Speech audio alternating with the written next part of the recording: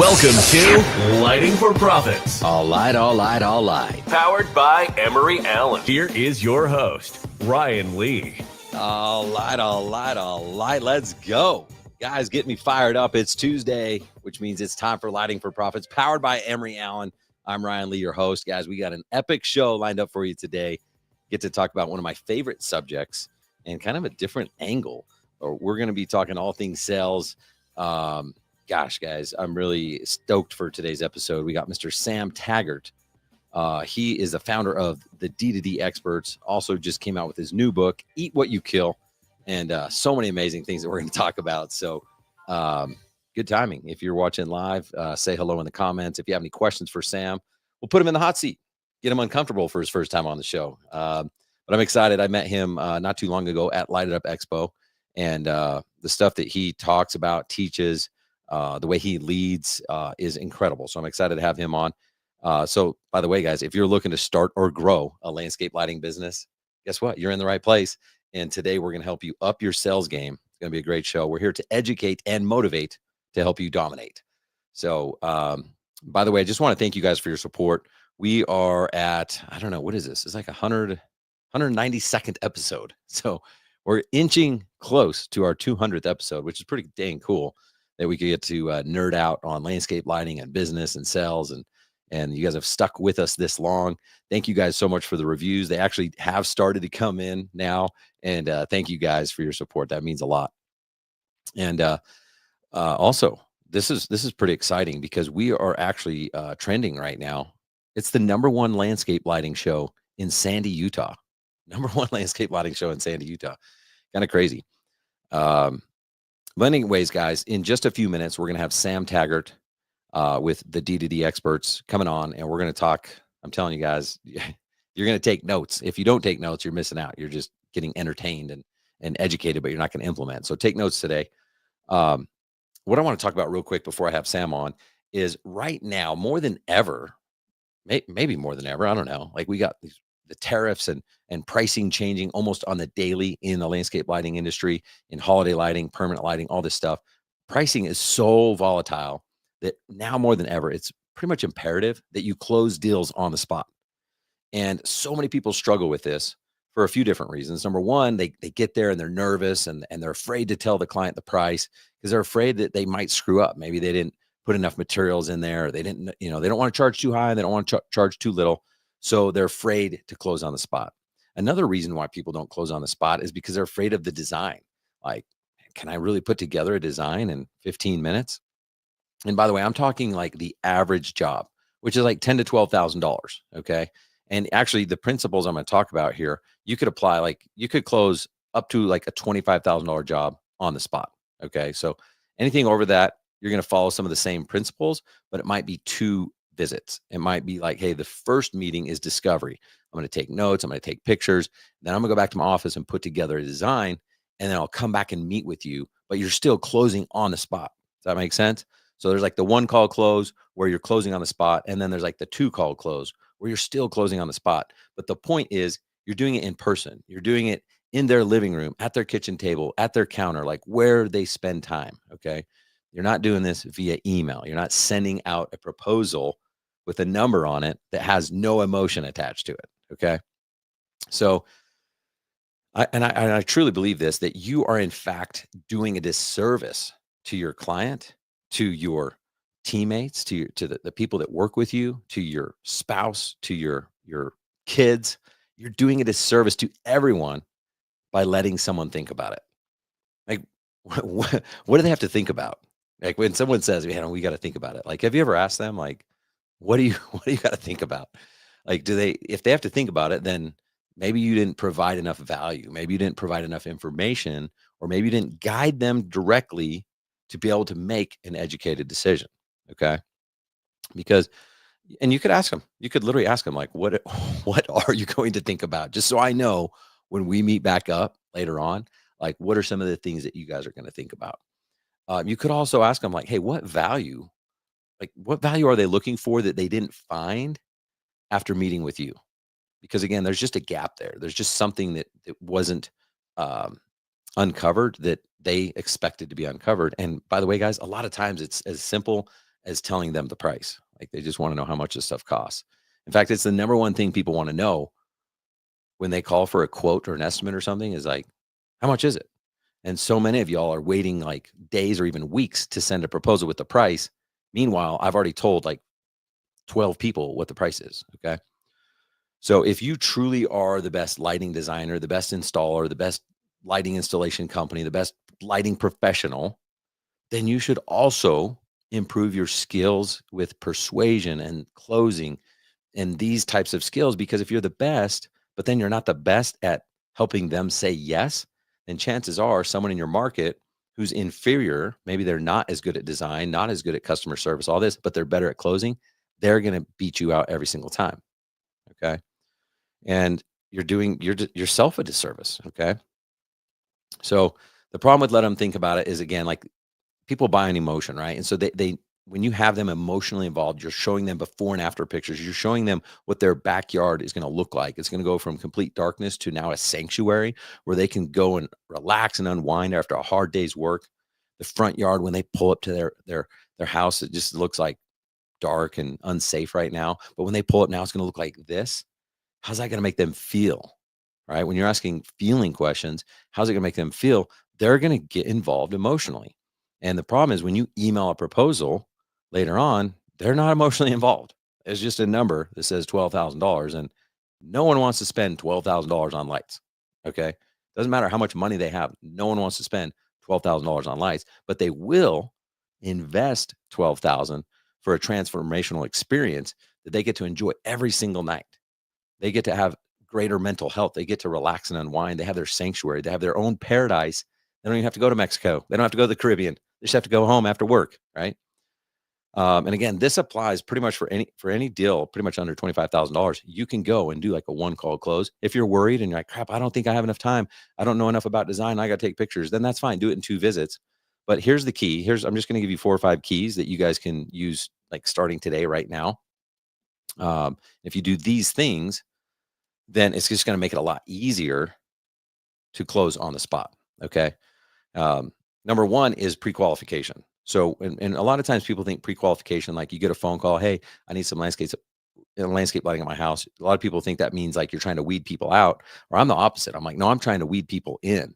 Like I want to kind of start selling right then. I want to set expectations on what my process is like. Right. And so you can tell them a little bit about your company and stuff like that. But it's important if you just share with them briefly, like, hey, just so you know, an average project for us is about $8,000 to $12,000. Does that sound about like what you're looking for? Okay. And then the other thing, this is so important, guys, is you need to educate your clients on your process. So here's what we're going to do. If I take 30 to 60 seconds to share with you what our process is like, would that be helpful? Sure. All right. So then you can explain like, well, we're going to send a designer out to meet with you. They're going to spend about 20 minutes walking the property with you. And then they're going to go ahead and actually be able to put together a proposal in their truck. And then they'll come in and meet with you in your home.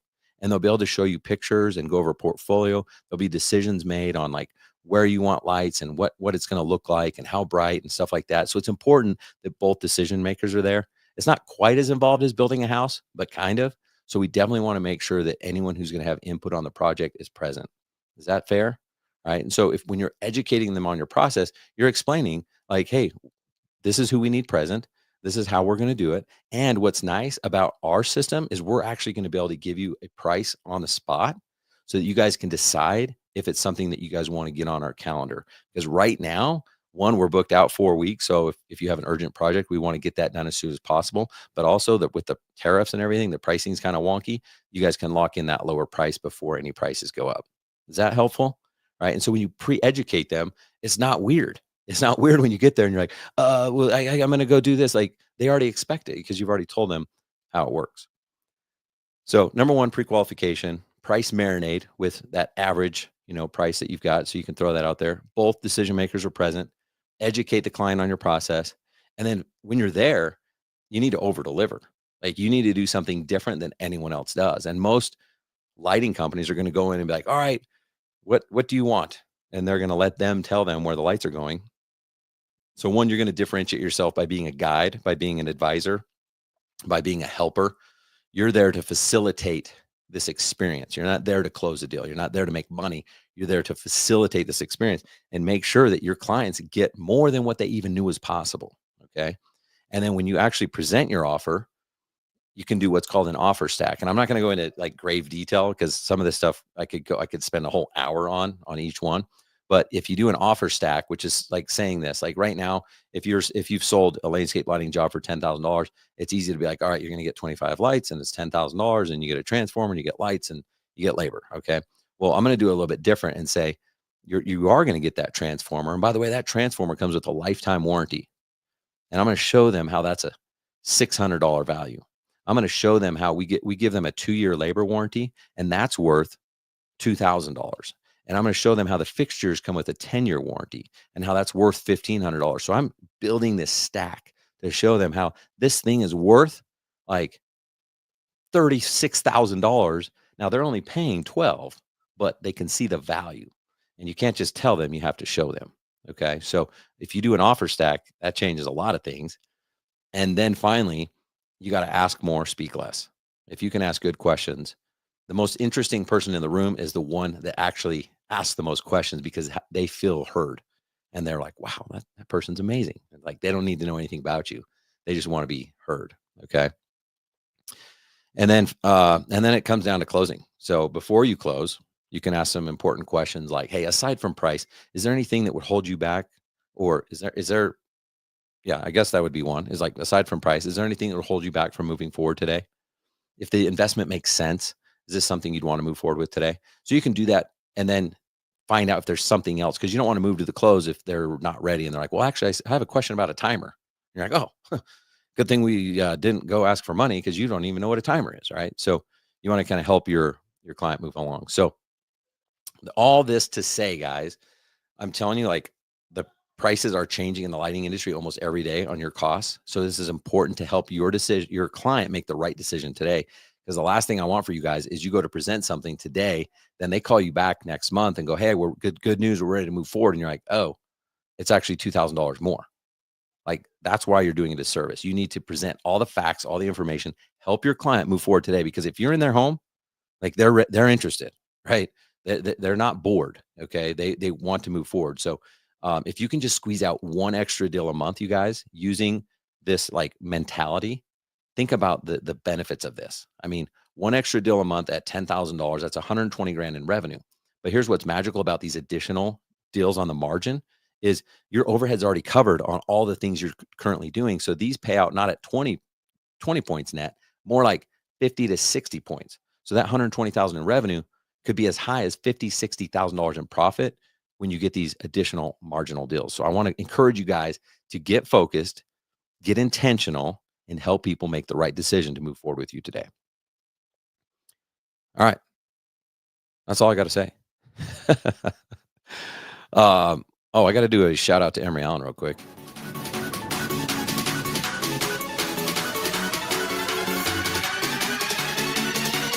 All right. Hey, what's the best way to stand out of the crowd? Well, being different. Set yourself apart from others in the lighting industry and impress your customers by installing Emory Allen bulbs on your next project. You'll discover a higher level of quality across the board, from the bulbs themselves to the top tier customer support you can expect to get if you have any issues or questions. Right now is a great time to make the switch. So what do you have to lose? Just email Tom G at emeryallen.com and he will hook you up with that discounted contractor pricing. Just mention that you heard about him here on Lighting for Profits.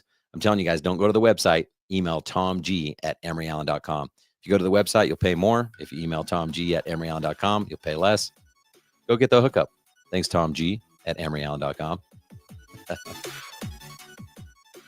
All right, guys. Well, now the moment we've all been waiting for. I'm excited. We got Sam waiting for me. So let's get him coming on. Let's get the music going. You guys ready? I am.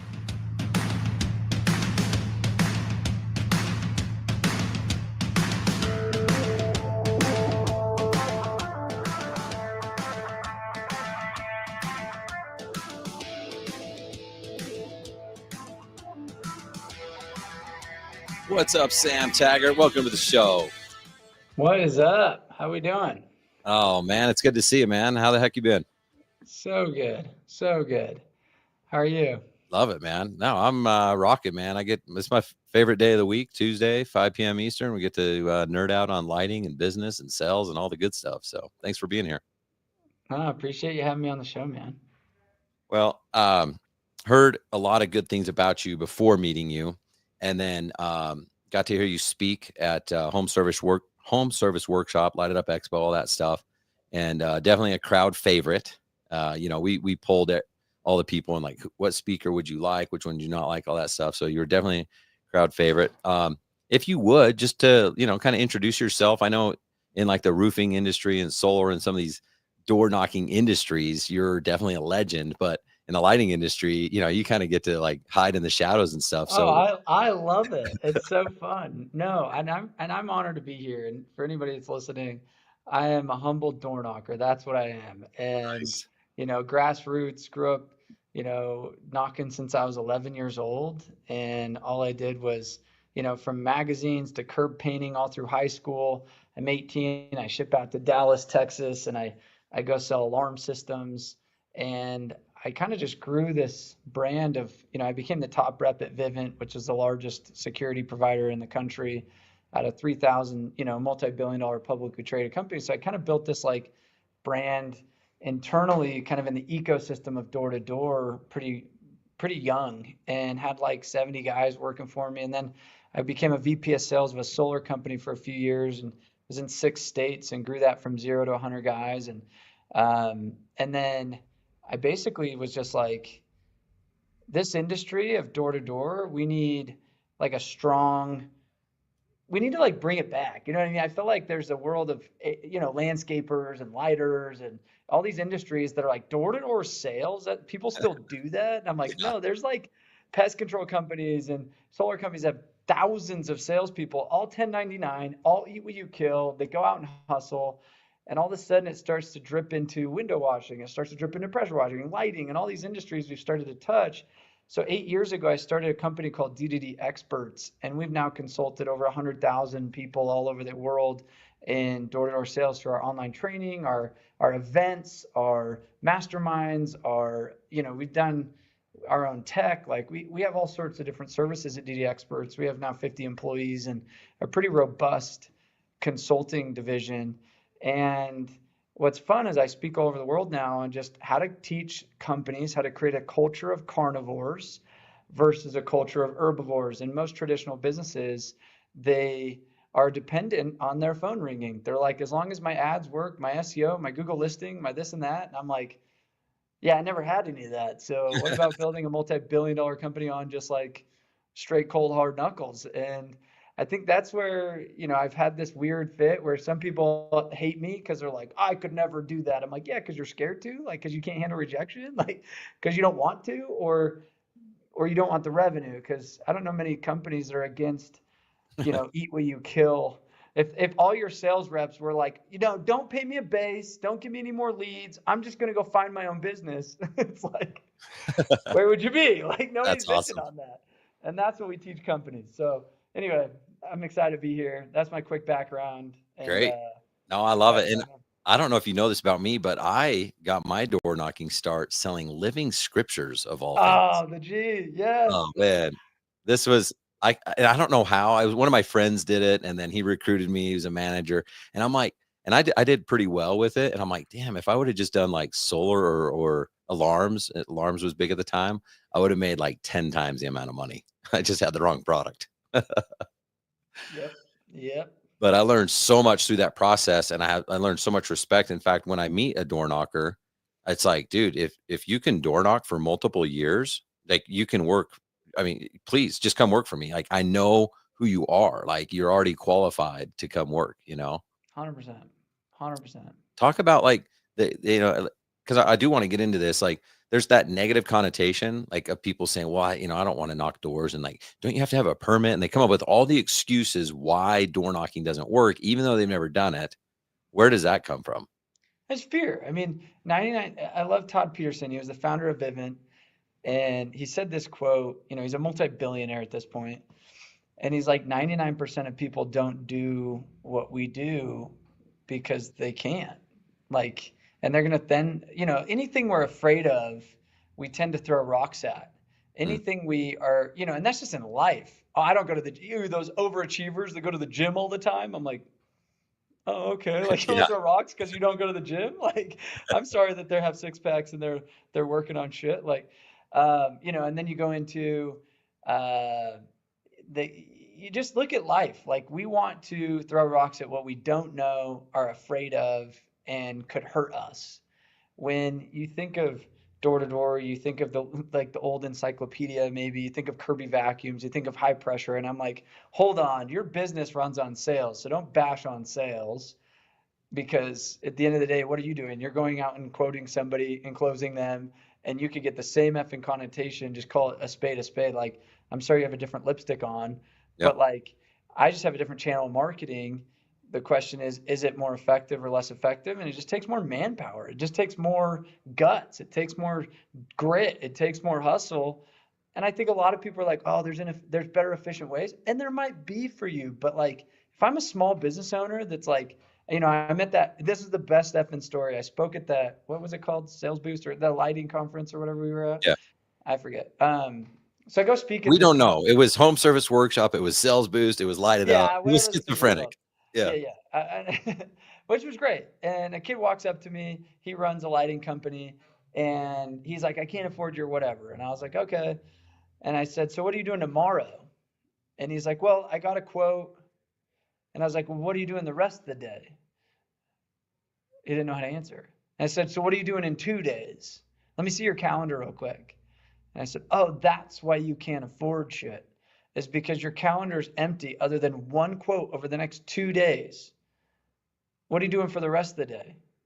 And he didn't know how to answer my question. And I said, cool, your whatever marketing did one appointment for 2 days. What do you do the rest of the day? You're a small company that's broke. And I think that's where people, if they could shift their mentality a little bit to say, oh, I can fill time with actual prospecting and not afraid of that rejection. What happens to my business? Yeah, my shots on target maybe have a lower conversion percentage than an inbound demo or an inbound appointment, but at least I'm being efficient because I need everything I can get to make this thing work. You know what I mean? So it's just adding another skill set to my arsenal that I'm not afraid of. Love it. And so how does it work? Like someone's like, yeah, okay, fine. You're right. Damn it. I don't have anything for the next 2 days. Yeah, I I looked at him and like, doors. yeah, you're broke, dude. And what's so crazy is like you sell a job. So I had this landscaping company in September come to my recruiting boot camp, and he is averaging about 30 grand in revenue, small little business, a month, right? And I just whip him into shape. He goes out the next week and sells 30 grand. The next week he goes out and sells 50 grand. The next week he sells 30 grand. And I was like, dude, you did it. Why? Yeah. Because of the same principle I just told you. I said, I don't know. You're like, how do you do it? You're like, get off your ass and go to a neighborhood and start knocking. It's pretty simple, guys. Like, that's the hardest part, is getting off your ass and going to a neighborhood and start knocking. Like, there's 13-year-old kids that whip like professional 50-year-old landscapers' asses. I did landscaping when I was in high school, and we landed this massive job that was like this multi-million-dollar house. And I'm like, I'm kicking ass over these corporate landscapers, but I'm just wanting to go talk to them like, hey, can I do some landscaping on your house? And it's sad because a 14-year-old kid can figure it out, but yet these sophisticated business owners still are broke. You know what I mean? Yeah. I'm like, hold on. It's not as complicated as it needs to be. We know 14-year-olds that mow lawns more than some of these business owners. So the simple matter is, how do I scale that now? So if it's just you and you're like, okay, Saturday, I better get my ass out there, because this Jose guy that I trained on landscaping in September, I texted him because he jumped in my mastermind. I've been coaching him.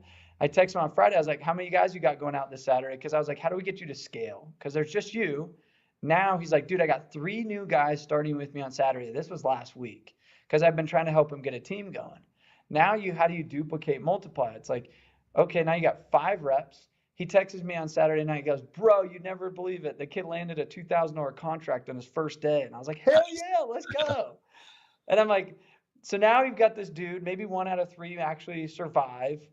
But now he's got this kid that it's changing his life. He landed a $2,000 contract his first day, and he's making a decent commission on that. And now it does it again and again and again. Now he builds a team of 10 of those, and so on. Now it sounds easy, but it's not crazy hard. It just, there's a level of how do you sell, which is a pitch, the present, the objection handling, that kind of stuff, which is different than if I'm getting a spoon-fed lead that's appointment on my calendar. I don't have to get through that buying threshold of cold door. You know what I mean?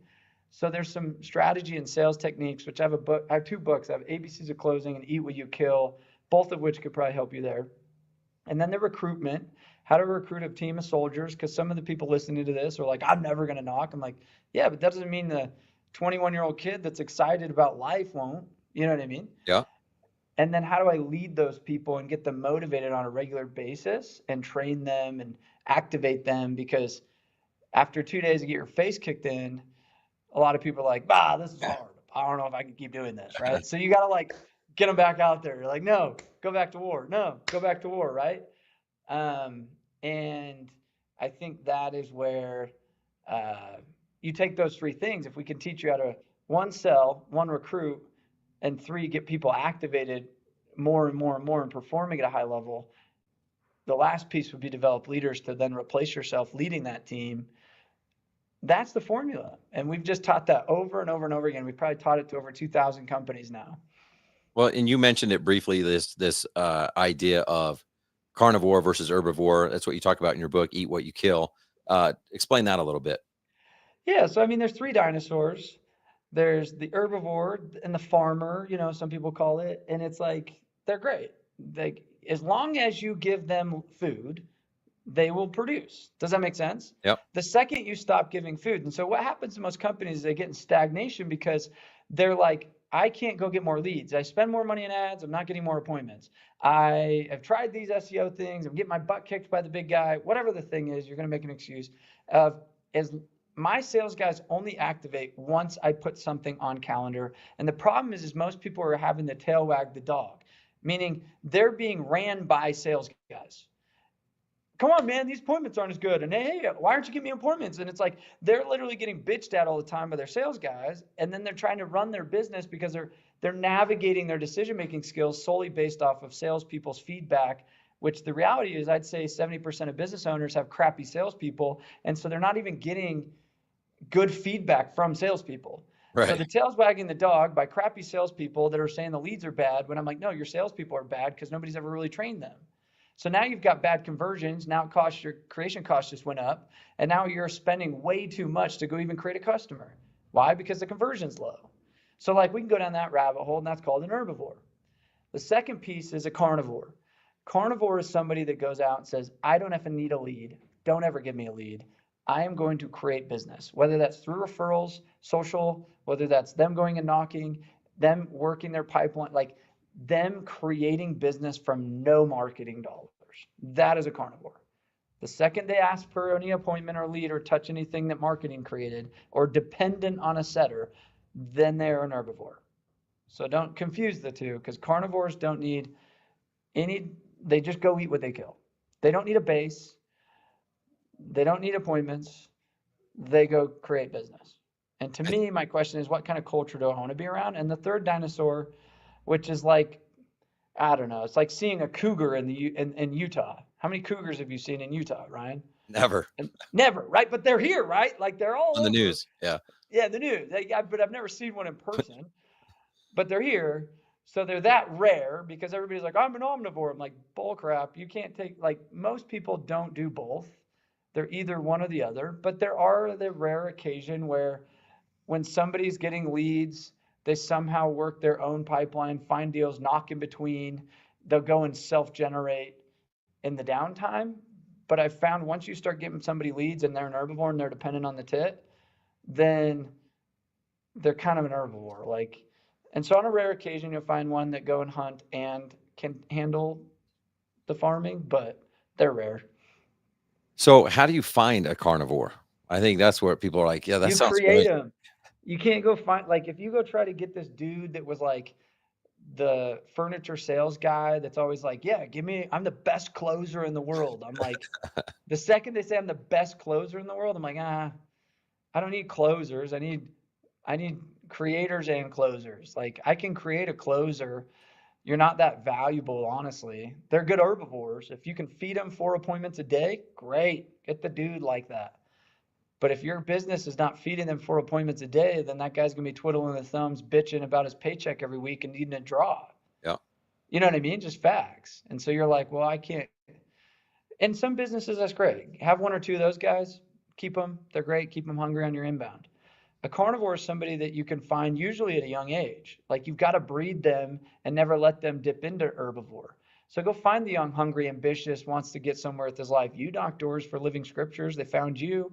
You know what I mean? Like, but essentially long term, you were like, this isn't what I'm going to do forever. And that's great. Like sometimes the turnover is a little higher. Sometimes they only last a couple years. And some people do it for 20 years. But I think you have to breed them as a culture. But if your culture doesn't call for carnivores, that's monkey see, monkey do. So if you're like, you guys are chilling in the office, air conditioning, taking appointments all day, and then you recruit these 2 guys, you're like, yeah, but you guys go knock. They're going to be like, What? Yeah. like, you know what I mean? Like, what do you mean? Where? I don't know. Just go find a neighborhood. You know what I mean? They're going to go for an hour or 2 and then be like, you know what I mean? And that's why you're failing. That's why it doesn't work. It doesn't work. And I'm like, no. You don't know how to build a system that creates carnivores, and you don't have a culture that we've cultivated that calls for carnivores. And we can fix that. We've done this thousands of times. So it's just, how do you go create a culture that activates carnivores daily and create a separation between herbivores and carnivores, because they don't mix. They don't mix well. And we off to the races. Dude, this is so awesome. I'm fired up. I don't even have a lighting business right now, but then I have these discussions. I'm like, damn, I'm gonna go start a lighting business I just so I can know, have the yeah, fun it's of like it's fun. Hey, and if you're listening to this, I hope you're feeling the exact same way. That's why you can find us at thedddexperts.com. Like, I'm not trying to be an infomercial here, but I'm just simply saying, guess what? There's hundreds of thousands of door knockers that get paid $10.99, and they don't make a base, and they make 6 figures plus, and they love life. And they've been either created, or you can find those guys. Let's talk about some of I'm actually kind of weaving in some of these concepts, and you are brilliantly of your book, but you have this concept called sales math. And I think this is important because when you are developing these leaders and these people, it's not like, okay, you got to go out and sell, 2 $20,000 lighting jobs today or you're fired. You're not even really focused on the outcome. You're more focused on the inputs. Talk to us about this principle of sales math. Yeah, so it's like a lot of people struggle because they don't understand they get paid for no's. And when you come from an herbivore kind of background or concept, you're like, man, I close at 60%. I'm like, well, I don't knock doors at 60%. Like, and I'm just trying to go find a nugget, right? I'm like more of I'm out there sifting for gold in the river and finding my nugget. And so every time you go cast your, rod, you can't be like, damn it, I didn't catch a fish. Like, I'm so mad. No, you cast again. You know what I mean? You just stay there and you keep casting. Maybe you tweak the bait a little bit, and then you cast again. And eventually you probably will catch a fish. You know what I Right, mean? different Like, spot. Yeah. different spot. You kind of move around. You're like, okay. But if you just only casted twice, and then you're like, piss off, this sucks. It's like, you watch a fisherman, 2 casts, they're like, I'm out. It's like, really? Congrats, bro.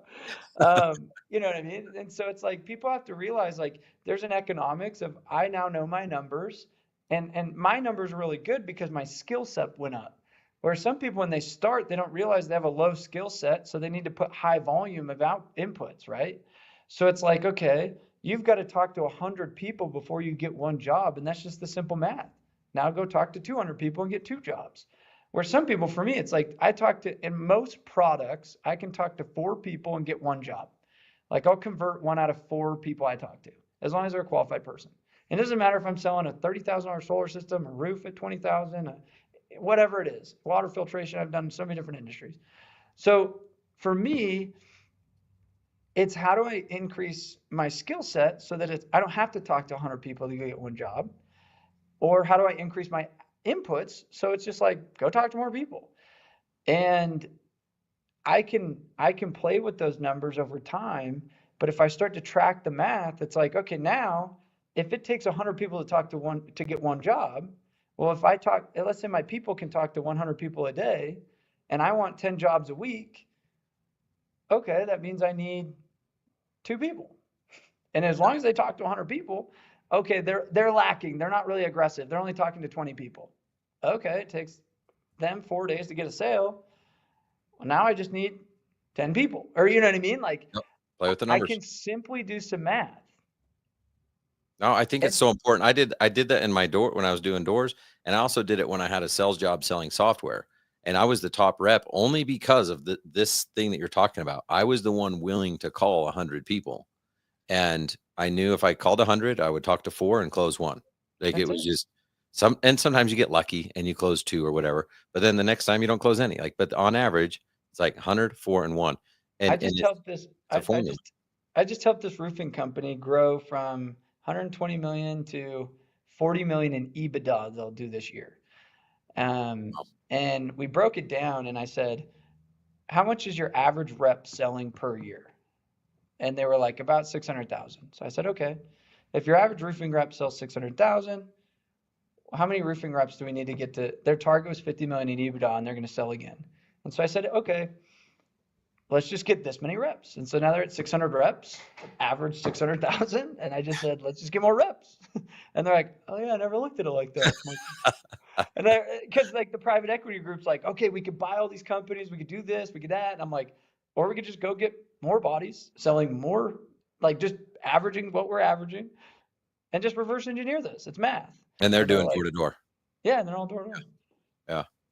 So I would imagine rejection is maybe I don't know. I feel like it's the number one killer of like an amateur that's getting started. You're trying to, like you said, create these assassins out there. What are some ways that you found that will help people deal with rejection with mental habits and things like that? I think the first one is just setting a good expectation.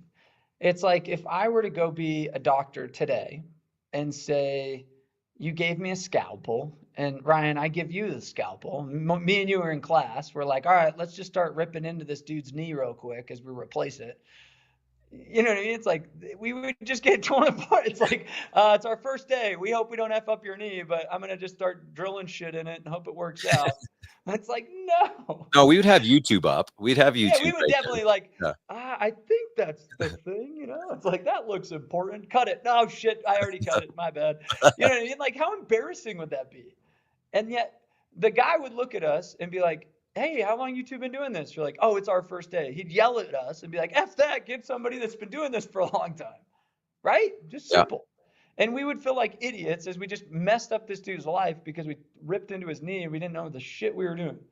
Yet we recruit a dude off the streets and we say, hey, we want you to make professional money. We want you to make 6 figures, 7 figures. You know what I mean? Like in our industry, I know guys making 7 figures of selling, right? And we're like, you should make 6 figures. And it's like day one. It's like, I don't know, like how trained a professional assassin is this guy? He's never been trained.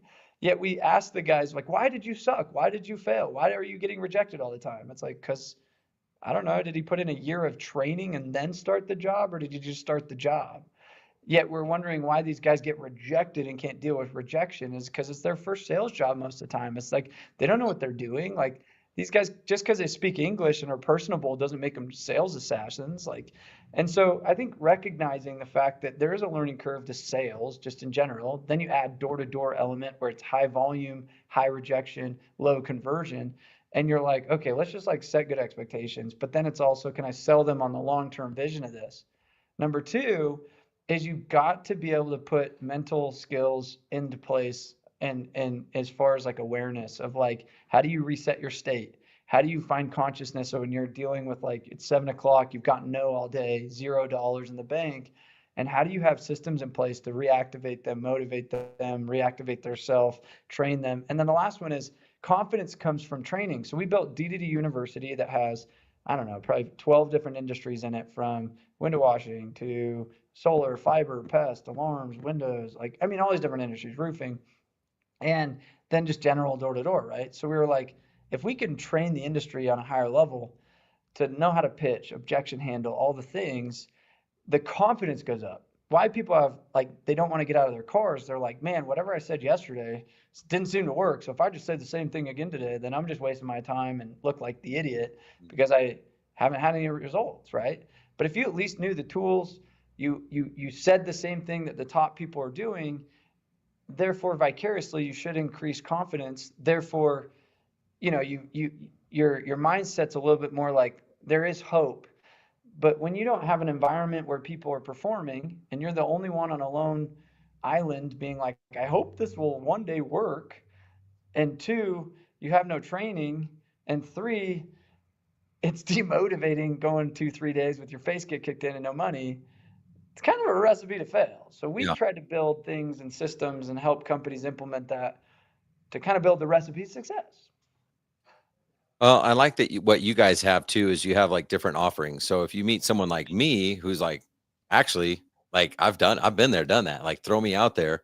If you can provide me the scripts, the strategies, the tonality, the body positioning, like tell me all that stuff. Like I can learn that. Like let's go. New But then there's product. some, Yeah, it's like widget. It's not about, is it lighting? It's so funny. Like people are like, yeah, but you've never done landscape door to door. And I sent my guy out to do sprinkler repairs. So I have a team of experts, and he'd never done sprinkler repairs. I'd never even know. Like he signed up for my mastermind. We're like, oh, a sprinkler repair guy. That's a new one. With pest, solar, roofing. Those are big ones for us, right? So he ships out to Virginia, and they'd never knocked. And so he asked the guys, like, how many have you done in a week? Like, what's your best week? And he's like, oh, we've gotten 4 jobs in a week before. And within the first 4 hours, they got 4 jobs and 8 bids. And the guy was like, oh, shit. And he goes, oh, man, it's the same pitch as my fiber. Oh, it's the same pitch as my alarm pitch. I just plugged in effing sprinkler repair. You know that's what I mean? wild. Like, it's So the same shit. can you sell a $12,000 landscape lighting job door to door? Like, within 30 minutes. That's so awesome. So knock it, close 12 grand, walk out 30 minutes later with a check and a deposit and schedule for install. Dude, Yeah. I love this. I And helped so, this kid. This kid had sold 2 jobs in a month. He came to my sales boot camp. He's here in Utah. And he's like, I'm in permanent lighting. It was kind of like maybe a year or so ago. His name's Alex. And he was like, I saw the car that he parked in our driveway or in our events lot. So you could tell he was not balling out. You know what I mean? Like he had like a 1985 Chevy truck. You know what I mean? Like I was like, this dude's, I don't think that's a classic. I think it's just you're if it struggling. was older, then you might be like, oh, Exactly. Like he's like in that, like, it's like the middle tier Mustangs. You're like, those aren't that cool. Like you could have old school Mustang, you have new Mustang, you have like a 90s Mustang. It's like, dude, you're struggling. yeah. It was that moment, you know what I mean? So I'm looking at this kid, Alex. You can tell he's not that sharp. He's by himself, permanent lighting company. And he's like, yeah, man, I have this passion because I think this is a great product. I was like, so you started a permanent lighting business. What's your background in sales? He's like, I'm more of the install guy. I'm like, oh, okay. So I teach him at our sales boot camp. He calls me a week later. He goes, I've gotten 6 jobs in the last week, averaging $6,000 lighting jobs. And I'm like, bro, you should charge 12. And he's like, no way, there's no way I can. I go, you realize you are selling them for too cheap because you didn't know how to sell, but now let's like sell more and sell it for more and make hella money. And he goes, oh my gosh.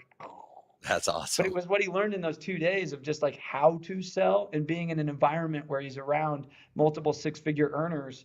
He was like, all right, I think I can do this. And it was the best phone call a week later. You know what I mean? Right here in Utah. So rewarding. Yeah. And Utah, by the way, guys, I'm just telling you, like, this is like, I call it the DIY state because if someone can figure out how to DIY permanent lighting, they're going to. Oh, yeah. They're YouTube experts, dude. Yeah.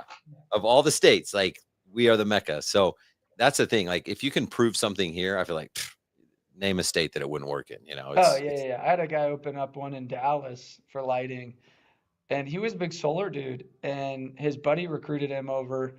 And he was like, I'll try it for a week. And he was like, bro, this is so much easier than solar. And he just like converts his whole team over to freaking lighting. He's like, what the hell is this?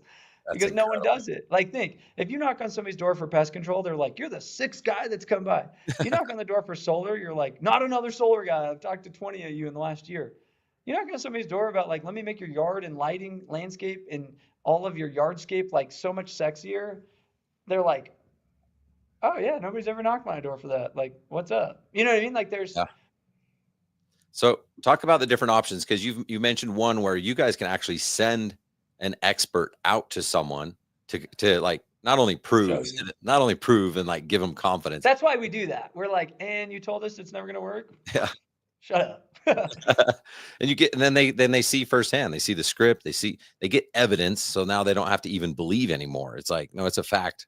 This isn't Yeah, like, yeah, yeah. And that's why we do it. Because 9 times out of 10, they'll go hire some dude off Indeed, and then they like send that guy out on his own with no training. He's like a level 1 sales guy, and then they're like, door to door sucks. It's just we tried that shit. I'm like, so that's like top. Like if someone's serious and they just want it yeah, to work, they do that, right? yeah, yeah, yeah. Plug in Or an we have our expert. online education, or they come to one of our events and we teach them the business model. We have a business boot camp, a sales boot camp, a recruiting boot camp, a sales manager boot camp, where we just teach different plays, right? Cool. Depending on what they need, right? So some people are like, how do I find those guys? We're like, come to our recruiting boot camp, get our recruiting university, get on a recruiting masterclass, like whatever the thing is, right?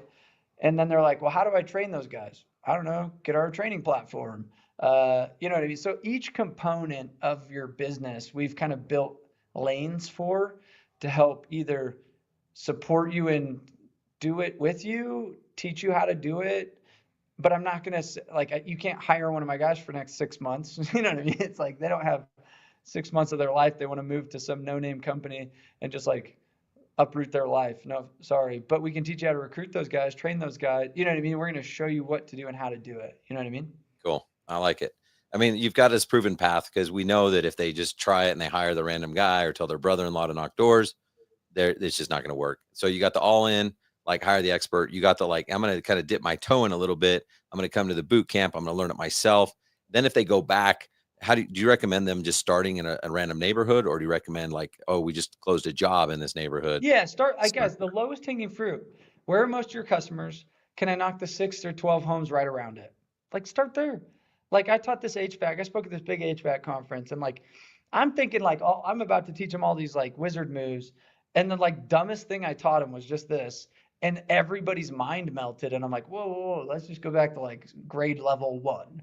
You having a job going installed. All of a sudden they're putting lighting up around the house.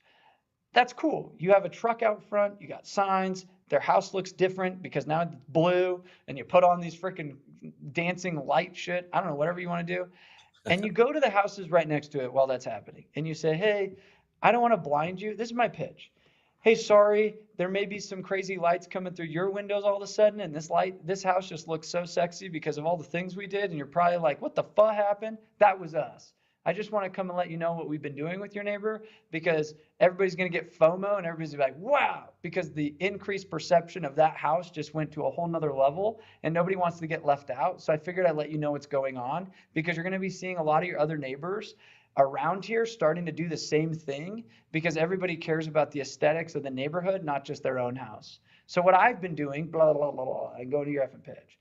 If you did that, they're going to be like, yeah, you're right.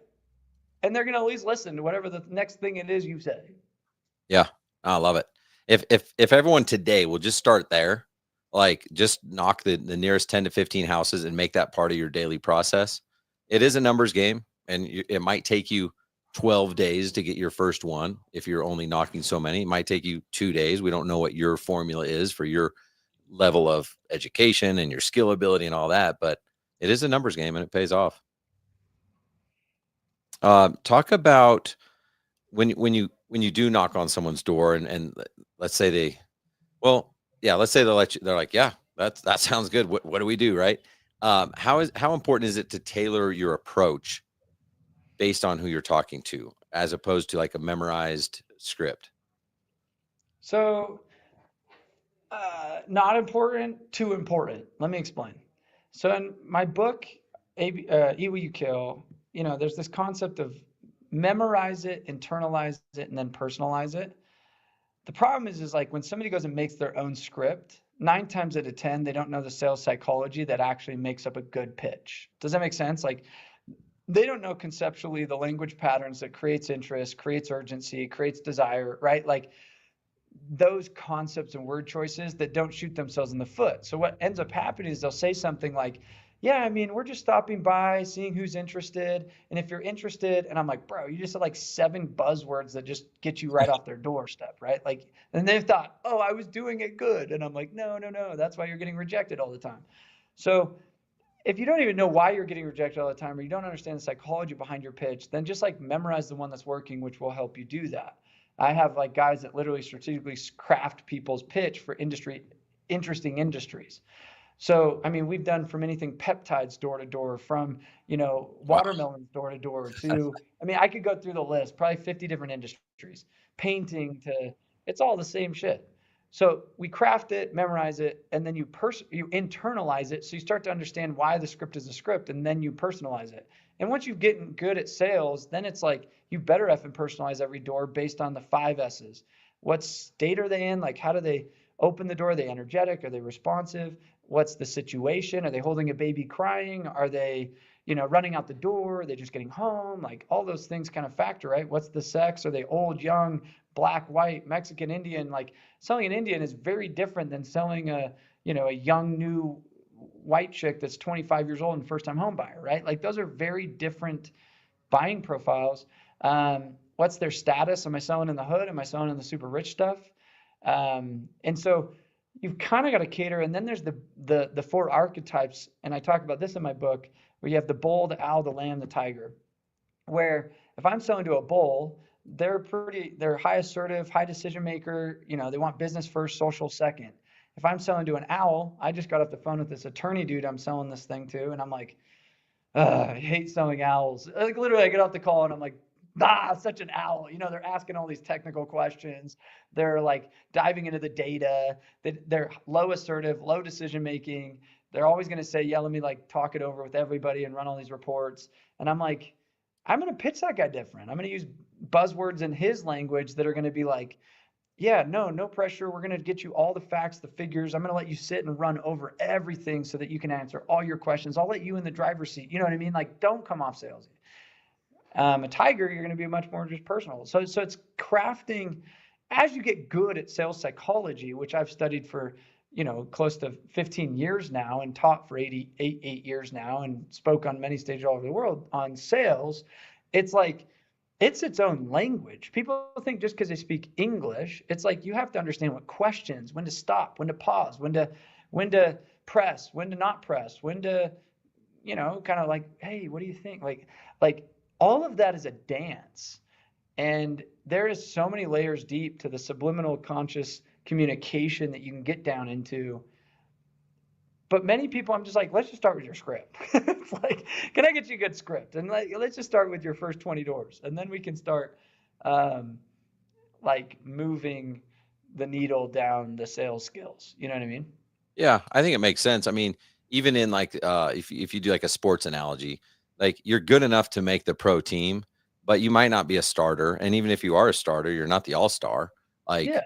those people are doing those extra things. Just get the script, just make it to the NBA, like just make it to the pro team and you'll be fine. You could just keep doing that the rest of your life and you could make $1 million a year. If you want to really study the psychology and do all this other stuff and you make $3 million a year, that's fine too. But Yeah, it's the micro difference between how Steph Curry can extend the 3-point line somehow 4 feet and still have the same shooting percentage. You're just like, how did he do that? You know what I mean? Like, what has he done in his training that has created that efficiency versus somebody that hasn't? You know what I mean? Like, and that's sales. And I love the word professional sales, because I think what's cool is, as a business owner or a sales professional, the word professional means you're making professional like income.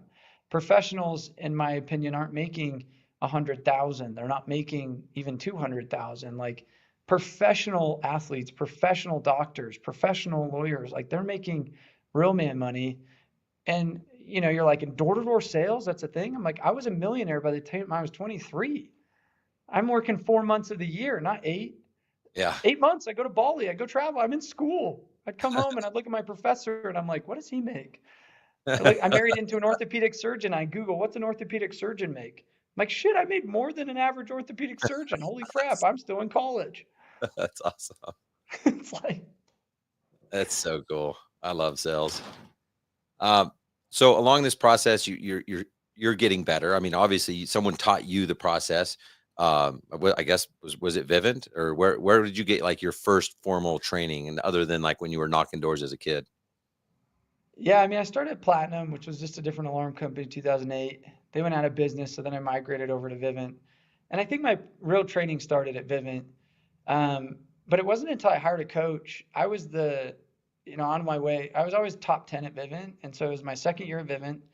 And I hired a coach to help kind of work through limiting beliefs. And everybody's like, you're already like really, really good. Like, why do you need a coach? And I You was like, hired so you were top 10, then you hired a coach, and then you I hired a still worked. It coach. wasn't your own business yet. No, I was at Vivint, and nobody coached. Everybody was like drinking the Vivint Kool-Aid, and I'm over here like, yeah, I'll drink that Kool-Aid, but I want to have a competitive edge. And it wasn't until I saw on ESPN, Tiger Woods was like, they're like, he's in the sand with his chipping coach, and I was like, Yeah. did they just say Tiger Woods' chipping coach? I was like, who coaches effing Tiger Woods? And I was like, oh, most of the competitive people, if they want an edge, they have private, hidden, like secret coach people training them. And I was like, if I want to be the best, like I'm willing to pay money, like I make good money. And then I became number one. And then I got bored and I was like, F that, I want to learn like a new skill set. So as a VP of sales, I left and started as like a new venture and basically like burnt myself down and said, I want a challenge. And then I joined a mastermind that was kind of a salesy mastermind out of San Francisco, nothing to do with door to door. Most of them were in tech sales and all these other things. But then I started like, the last 8 years of actually teaching sales, when you become the teacher of it, you're like, oh, I have to consciously be competent. So there I had to then build frameworks, systems, playbooks, duplicatable structures. And I started inventing so I wrote the book ABCs of Closing in 2017. And that was like the start of like, oh, I need to like understand. And I had to give every close I used a name. I'm like, what do I want to call this? Let's call it the Just Do It close. And let's call this one the Knocked on Your Door close. They had no names. I was like, how do I give this a name? I was like, overcoming objections before they happen. 8 Mile. And I gave it a name, 8 Mile. And I started like building ways that I could teach this. And so for the last 8 years, it's been creating framework structures and understandable, digestible systems that I could teach a 19-year-old kid, do an 8 Mile. And they're like, oh, I get it, because I understand what you're meaning by that. And I wanted to see real results in my people. And if I can get them results, then they'll keep paying me. Because it's like one of my mantras is people gladly give me money because I provide so much value. Like if I can help you double your company, quadruple your company, you're like, gladly, here, take my money. Take more. There's more. Yeah. Yeah, exactly. Like nobody's bitching about that. I'm not talking about like lose 10 pounds. I'm talking about triple your income. Like give me a little piece of that. That's what I love about sales is like you said, like, of course it feels good to lose weight, but like, what if this didn't cost you anything? Like, yeah, I'm trying to make you more money. Like that's it. Like spend a little to make a lot. Like that's a very simple coaching sale versus I'm a fitness coach. Feel better. Yeah. What's the ROI? No, I love it. And in the Tiger Woods thing, yeah, I remember finding that out too. I'm like, wait, he has a putting coach and a wedge coach, like because I thought you just needed one coach, like your coach. Yeah, like a chipping coach. Like they specifically said chipping coach. I was like, huh. And that's different than the putting coach, by the way. Yeah. Well, that's cool, man. Gosh, I really appreciate you coming on here. If people want to reach out, I know you've got one coming up next week. I don't know if that's full or not. But how do they get a hold of you? How do they get a hold of your products, your book, all the, D2D-Con, all that stuff? Yeah, the-d-d-experts.com. That you can kind of browse around and get lost for days on. At the Sam Taggart on Instagram or D2D Experts on Instagram. You can always send me a DM. I'm pretty responsive on there. My team is.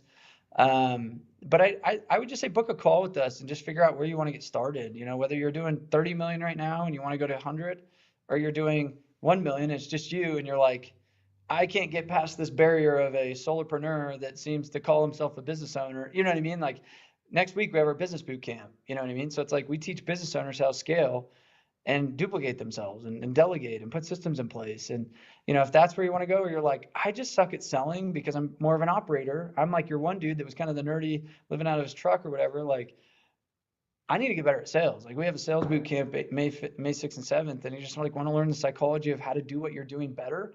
And some people are like, well, door to door is different than my sale. I'm like, bullshit. If we could sell door to door, don't you think we could sell a preset appointment? It's like, if I can knock your door from nothing and close you, you hand me a lead that is like warmed up and interested. You don't think we could sell that? Yeah. Like, so some people are like, oh, but our sell is different. I'm like, bullshit.